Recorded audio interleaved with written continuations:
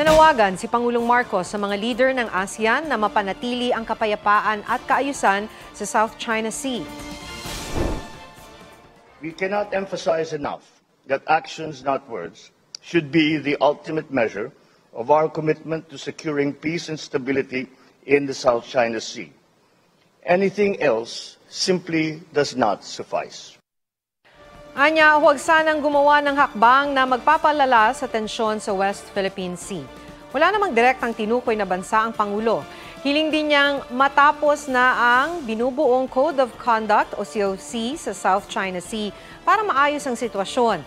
Bagay na pinabura ng Japan at South Korea. Tugon naman dyan ni Chinese Premier Li Qiang na huwag magkampihan. Iginiit din ng China na sumusunod sila sa batas at idinaraan sa pag-uusap ang hindi pagkakaunawaan.